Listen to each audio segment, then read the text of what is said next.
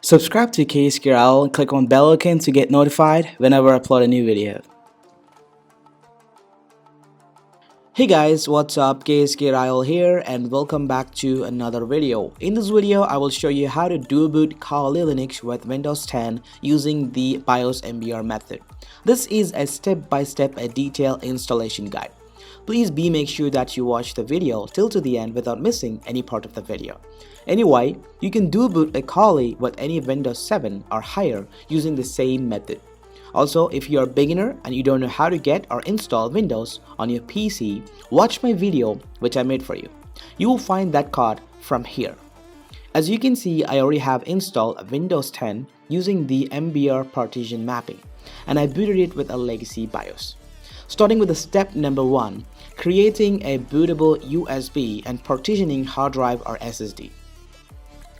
Alright, first go ahead and open your favorite internet browser and go to google.com and search for Kali Linux.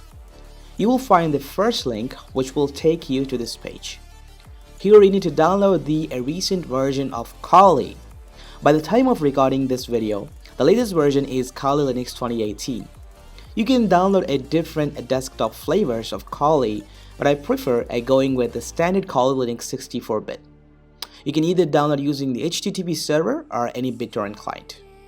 Once it's done, place all the downloaded files on your desktop for easier navigation. Also, for creating a bootable USB, you need to download the Win32 Disk Imager, a free software which helps in creating a bootable USB with Kali Linux. Also, you need to download another software called SD Formatter, which helps to format your pen drive and prepares for creating a bootable media. You will find all of the links to download these files from the links in the description box down below. Go ahead and connect your pen drive. I recommend 8 GB or higher. Please make a backup of your pen drive. After formatting it, everything will be gone. Now open SD Formatter and select your appropriate drive and then click on Format.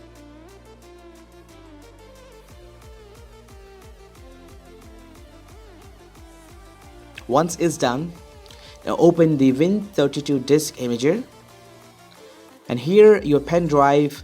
Here you need to choose your pen drive, and then click on this little folder icon and look for the ISO file which you downloaded. Select it and then click on Write to start creating a bootable USB. It may take a couple of minutes depending on the writing speed of your pen drive. Once it's done, I will be right back with you.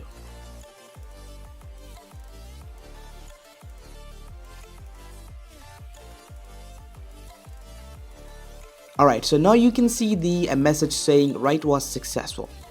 Next, we need to allocate a space for Kali Linux. For this, go ahead and open the Run dialog box and type diskmgmt.msc, which stands for Disk Management. Then press a Return or Enter key to open the Disk Manager.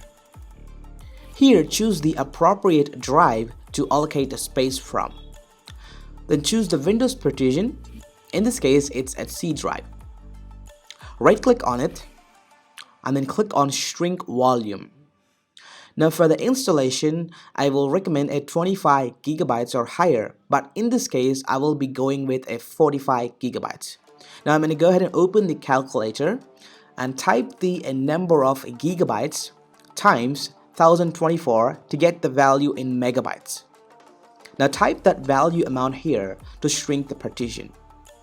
Now you will see an unallocated partition will be created.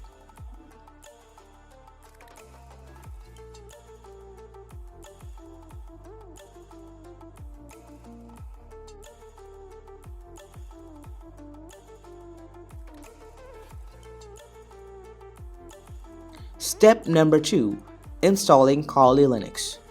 Now we are set. Go ahead and restart your computer. While booting your PC, press F10 to go to the boot menu, and you will see a bootable drive here. In this case, it's showing a SanDisk. Select on it and then click to launch the Kali Linux setup. Now here, navigate to a graphical install and click to open it.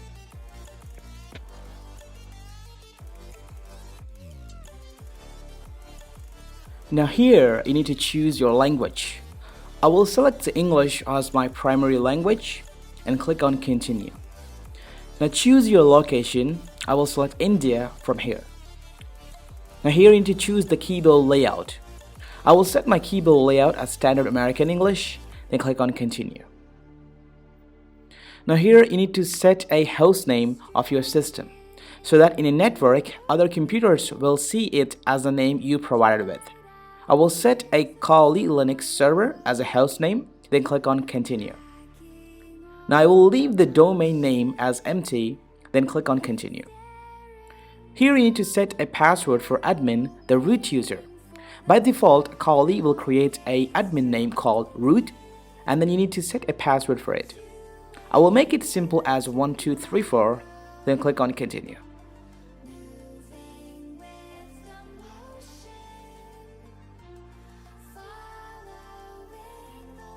Now here when you see this partitioning section, select the first one, guided use largest continuous free space, then click on continue. Now your Kali Linux setup will automatically detect the unallocated partition which we have created earlier. Here choose all files in one partition, then click continue. You will see it may have created two partitions, one with a /root partition with ext4 file system, another one for swapping. Now choose a finish writing changes to disk, then continue.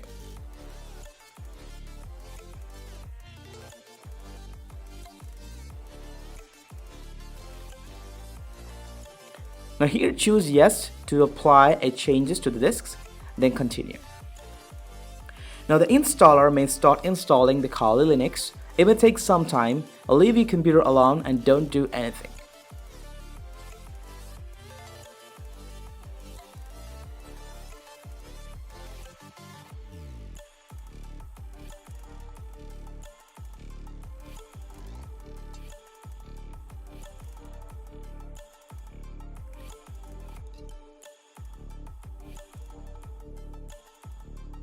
When you see this message, in order to configure the package manager, choose yes, then continue.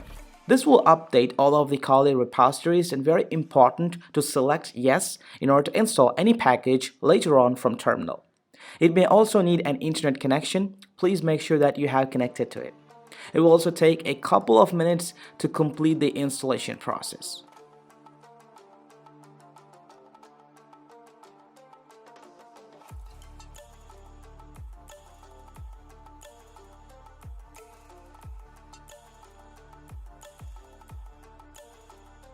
Now last but not the least, you're going to see that installing the GRUB bootloader option. Here you need to choose yes, then click on continue, and then select your disk from here and install on it. It will install the GRUB bootloader in sector 0 on MBR formatted disk. Finally, you will see the message installation was successful, then simply click on restart. While restarting your PC, remove the USB drive from PC.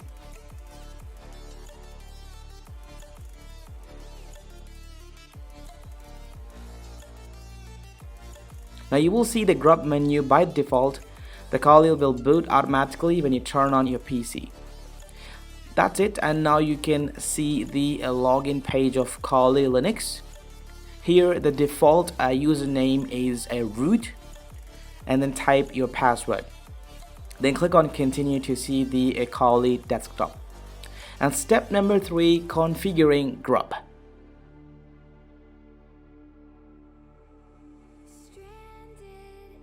When you turn on your computer every time, the GRUB menu will time out after 5 seconds. If you don't choose anything in between, and it will automatically boot into Kali Linux.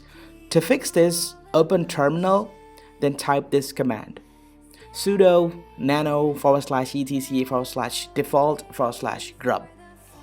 Then here you will see two options, one with the GRUB default, another one is a GRUB timeout. The default value is set to 0. These are the entries of GRUB menu. A 0 stands for Kali Linux. If I change the value from 0 to 2, then Windows will automatically start whenever you boot your PC. Then I will set a timeout value to 30 seconds. Then press Ctrl+O to save the changes. Then press Ctrl+X to exit.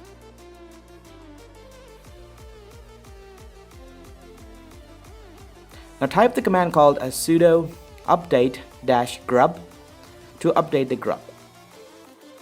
Last but not the least, type the command called a reboot to restart your PC.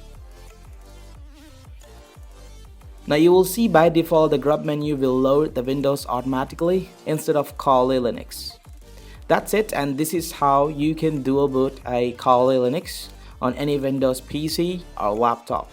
If you want me to make a tutorial on dual booting Kali with Windows using the UEFI GPT method, let me know. Thanks for watching. I will catch you in my next one. This is your host KSK Ryle signing off. Bye bye now.